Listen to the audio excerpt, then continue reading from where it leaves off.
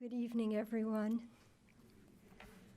So, an auspicious evening, the eve of Mother's Day and the celebration of the graduation of 23 new wonderful yoga teachers that we're going to be sending out into the world. It's a great night. So, Gurudev was talking about consciousness and the creation. In the Raja Yoga Sutras, this is called Purusha and Prakriti.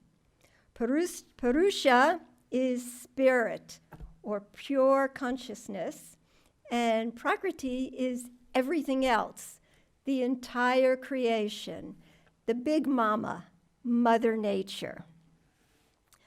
The purpose of the creation, very much like the purpose of earthly mothers, is to nurture us, help us to mature, clean us up when we get dirty, and ultimately to let us go so we can express the fullness of who we are.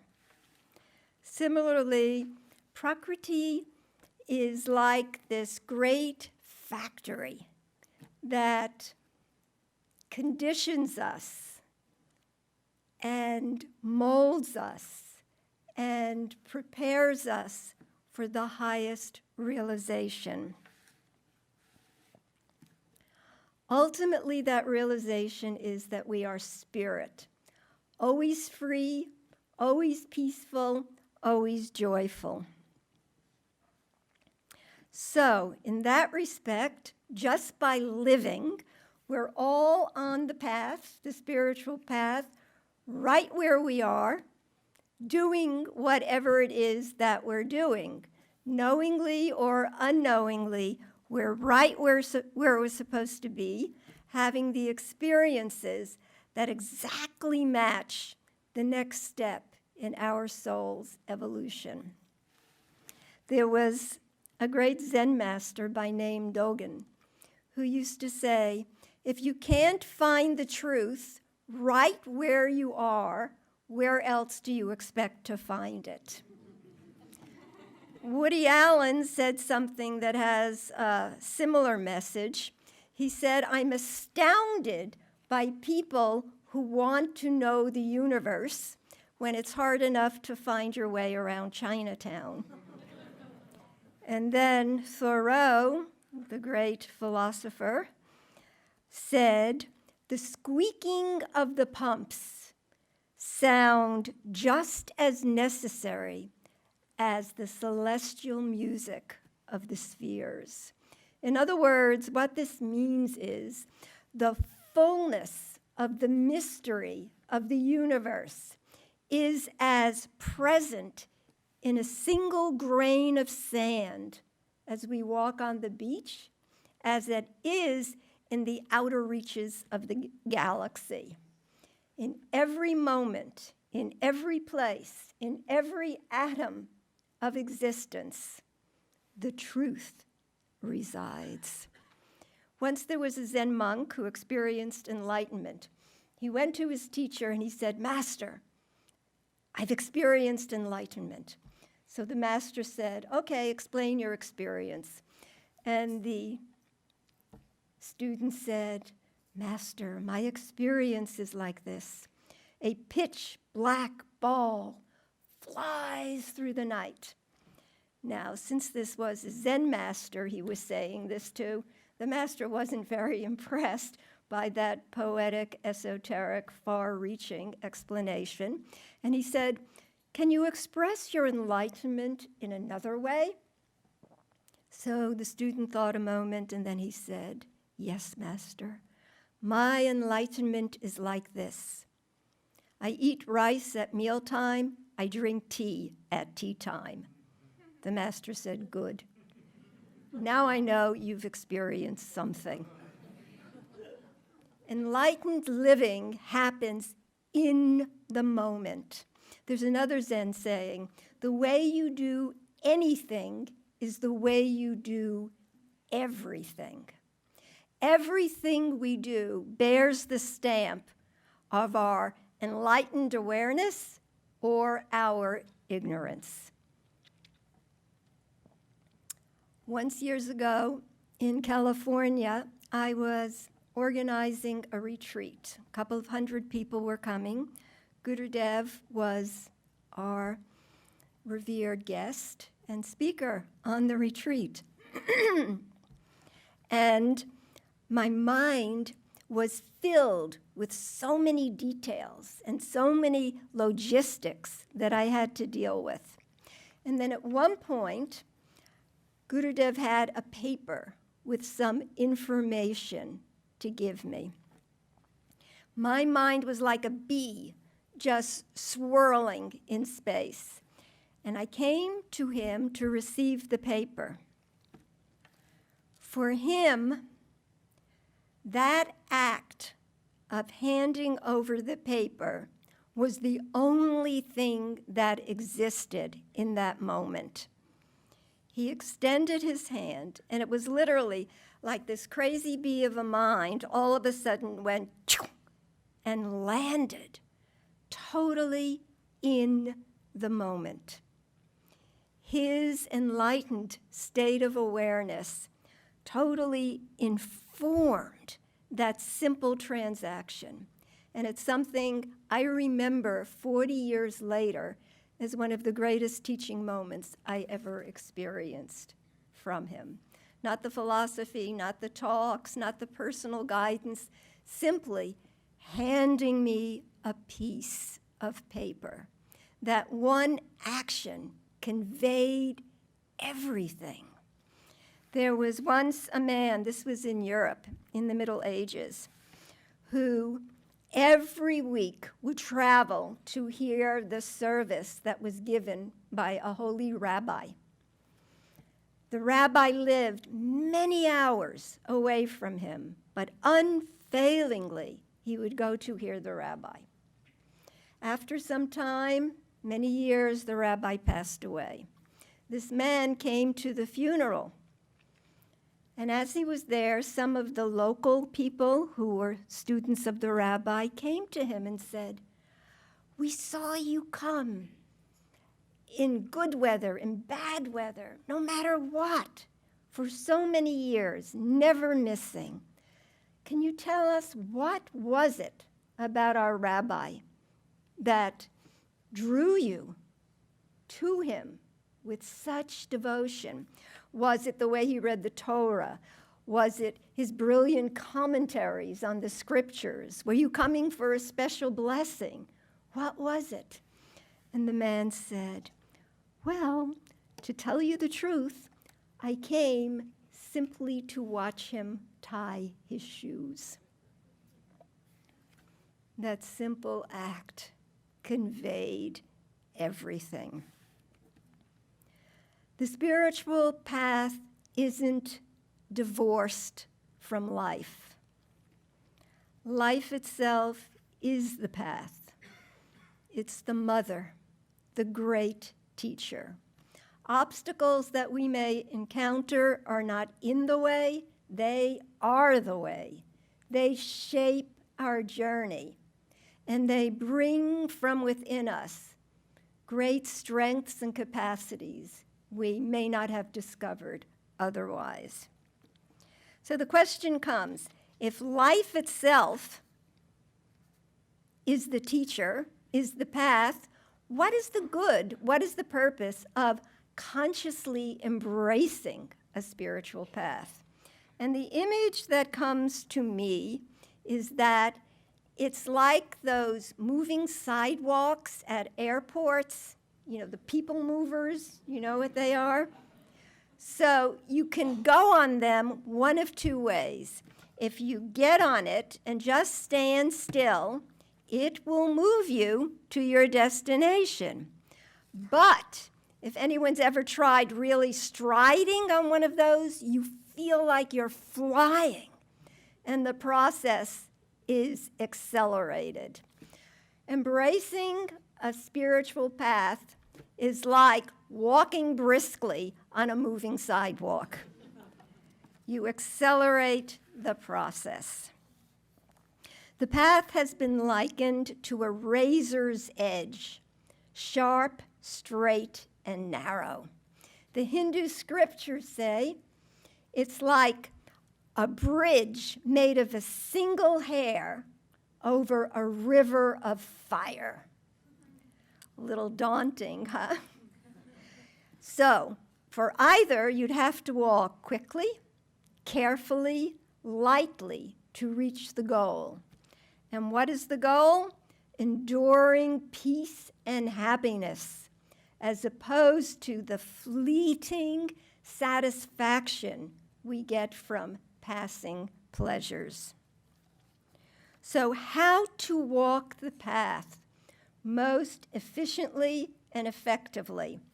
I'm going to share 2 basic factors and 3 important qualities that will get us there as safely and efficiently as possible. The 2 factors, sadhana and service. They go hand in hand. Gurudev used to compare the 2 to an old-fashioned barber giving a shave. You know, they had those razors you had to sharpen like this, and he would say, before you give a shave, you have to sharpen the razor. If you don't sharpen the razor, you may make a mess or hurt the person. On the other hand, if you sit all day and just sharpen razors, what is the point? Sharpening razors are like the sadhana. Shaving is like the service. They go together. This is what is reflected in our life here at the ashram. Gurudev consciously designed our schedule to be a balance of the contemplative and the active life. Periodically throughout the day, we gather to meditate, to find that calm center within, to find the peace within, to get established there. And then we go out and serve.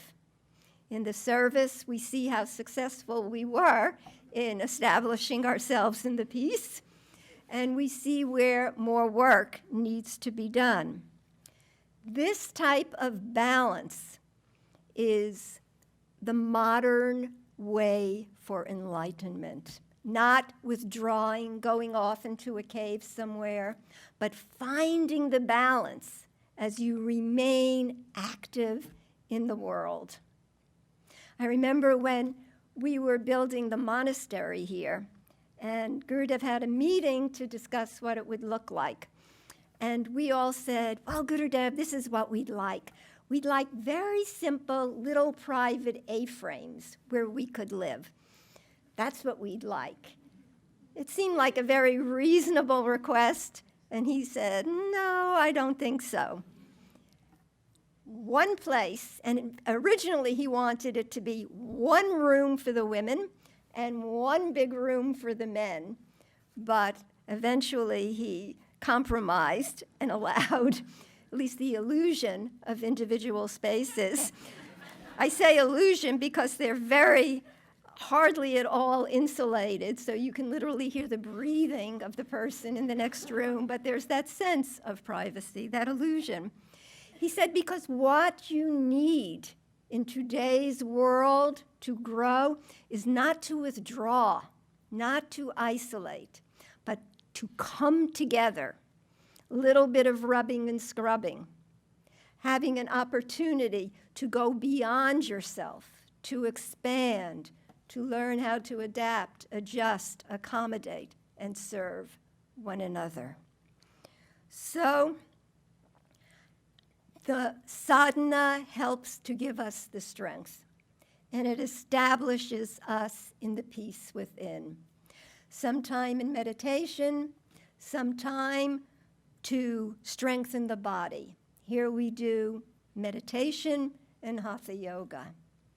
Meditation to make the mind peaceful, hatha yoga to make the body easeful. If you're easeful and peaceful, the life will be useful. When all 3 are in play, you're in harmony with the creation. And when you're in harmony, you are able to experience a higher wisdom, a higher truth. So, many of you will be leaving after tonight. Try to bring this balance with you to your home, however it suits your schedule. Don't leave it here at the ashram. Don't say you're too busy. Truth is, we always find the time to fulfill what we really think is important. And there's nothing that's more important. So, once you've sharpened the razor, then go shave, serve. One of my favorite Chinese proverbs is, if you want to be happy for an hour, take a nap. If you want to be happy for a day, go fishing. This is Chinese wisdom, not me. If you want to be happy for a month, get married. Chinese wisdom. If you want to be happy for a year, inherit a fortune. If you want to be happy always, serve others. The Tirukkural, a scripture from South India, said, it is difficult to get on heaven or earth anything as good as service to humanity. A man once died. He hadn't lived a very good life. He woke up to find himself in a place filled with partying and feasting. He thought this must be a mistake, but he thought, too, I'm going to keep quiet, lest someone discover I don't belong here. So he partied and feasted for several weeks, and then he got bored. He went to the guardian of the place and said, I'd like some service to do. I'm not happy just playing and partying. I want to make a contribution. And the person in charge said, there is no work here. There is no service you can do. And the man said, I don't think you understand. I'm not happy just partying. I want to do something. And the man said, I totally understand. And then the fellow said, well, this makes no sense. I thought in heaven I would be happy. And you know what the man said? What makes you think this is heaven? So,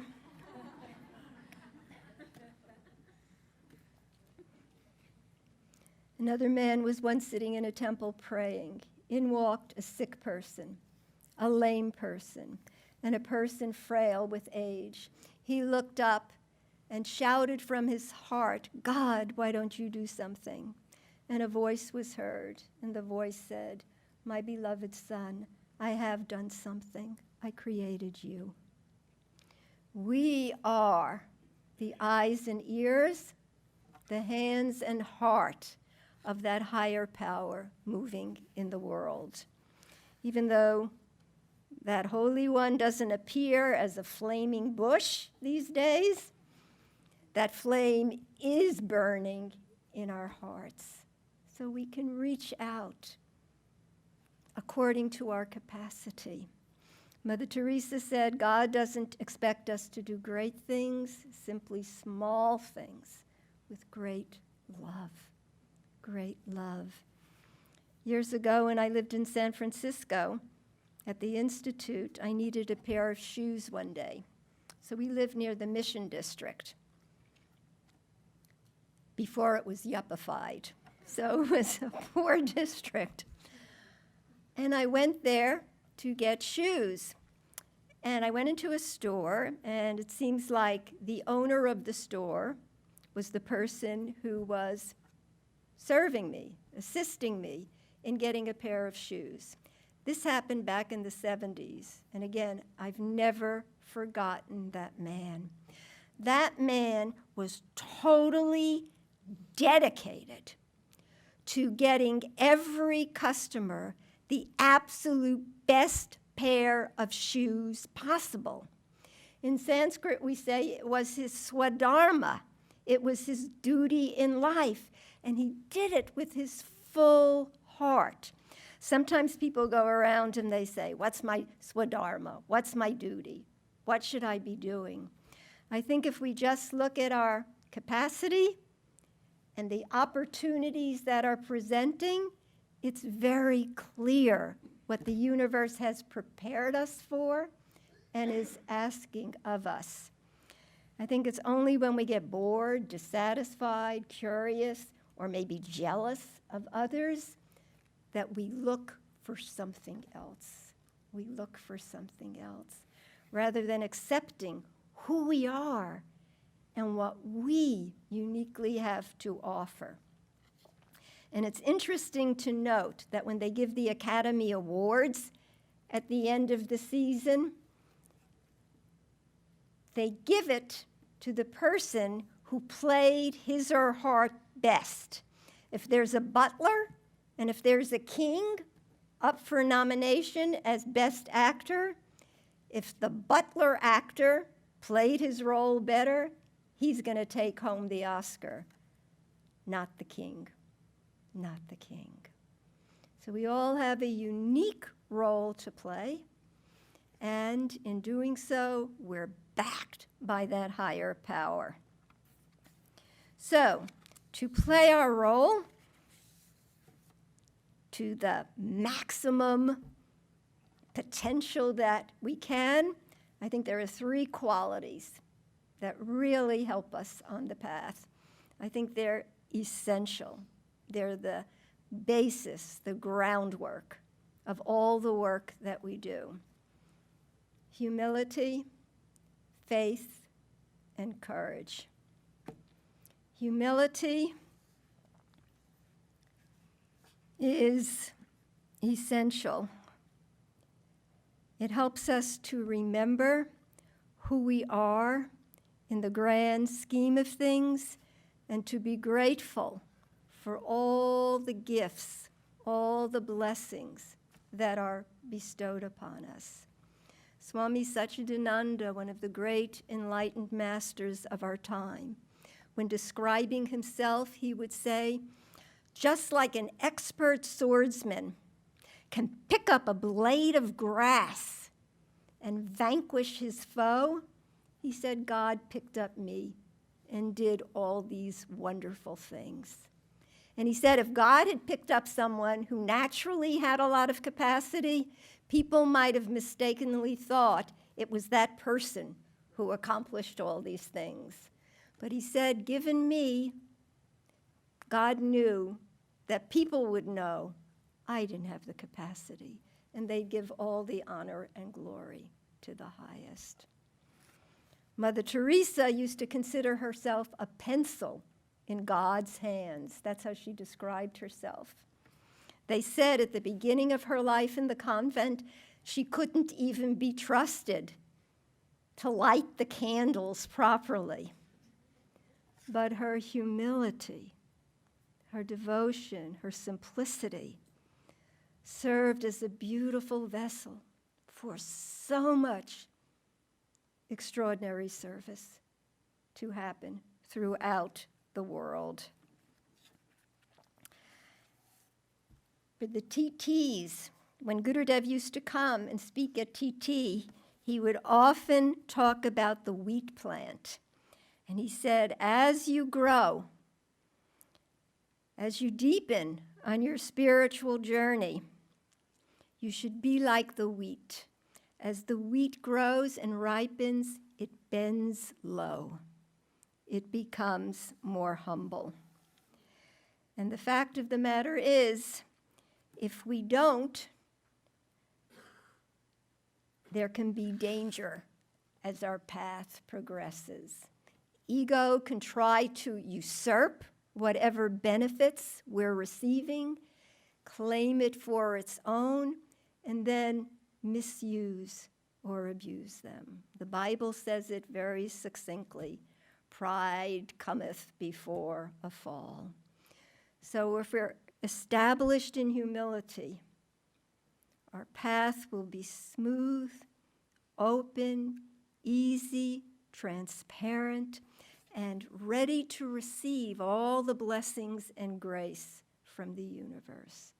Humility with respect to our strengths, humility with respect to our weaknesses.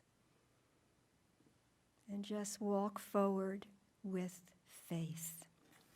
In the Sanskrit, there's an interesting word for faith called Shraddha. Shraddha is faith plus humility, but it also means strong belief or conviction which you back with effort. So you believe in something, and then you put your will behind it to live accordingly and manifest it in life. We need that sort of belief, that sort of faith in the teachings and in ourselves, both. Gurudev used to say, if you don't have faith in the teachings, it's the first duty of a spiritual seeker to have your doubts dispelled so you can walk unwaveringly on the path to your goal. Oftentimes we have faith in the teachings, but when we look at ourselves, we go, who's kidding? You know, who's kidding? Who am I kidding? I know who I am. I think sometimes low self-esteem masquerades as humility on the spiritual path. Humility means recognizing our smallness in the midst of the vastness. It doesn't mean thinking poorly of ourselves. We need to have faith in the purity of our intention, faith in one another to support ourselves on the journey, faith in Mother Nature that she's going to do a good job on us, faith in that higher power to back all our good efforts. And with that type of faith, we'll have courage as we walk through life, as we tread the path. And courage is needed because sometimes our aspiration, sometimes our values don't sync up with mainstream society. Anyone ever experienced that? It's like you're going in this direction and you look over and you go, oh my goodness, what is going on there? And it's hard. Sometimes even our family doesn't support our efforts. Peer pressure pulls us in another direction. Sometimes situations arise that test our resolve and our fortitude. So courage is needed. I think of Mahatma Gandhi and his Satyagraha movement that secured independence for India based on two principles of yoga, ahimsa and satya, nonviolence and truthfulness. And his followers, with firm belief in the goal that they were aiming at, independence of India, with firm belief, backed by their will, they had the courage to persevere, to undergo all sorts of injustice, even imprisonment. But they persevered, they succeeded, they attained the goal. So courage is needed. And sometimes unexpected incidents happen that test us. There was once, final story, a monk, a humble little monk, and one day this big samurai came upon the monk and commanded him, "Tell me the difference between heaven and hell." And the monk looked at him and said, "You crude fellow, you rough, dirty fellow, look, even your sword is rusty. I can't teach anyone like you." And the samurai grew furious, and he brandished his blade as if to strike the monk. And in a very soft voice, the monk said, "That is hell." And the samurai was taken aback at the courage of this little monk who, even at risk of his own life, found an effective way to teach him. And his heart filled with compassion. It just totally softened. And then the monk gently said, "And this is heaven." So, such acts of courage are transformative. And transformation is what the spiritual life is all about. So, as life is a blend of rest and activity, the spiritual path is a blend of contemplation and action, effort and acceptance, and hatha yoga, exertion and relaxation. It's a blend. Gurudev used to say, just do your best and leave the rest. And I have no doubt that when we do, with perseverance, at the perfect moment, in the perfect way, all of that will coalesce, and the brilliance and beauty and light of enlightenment will dawn in each and every one of us. Om Shanti.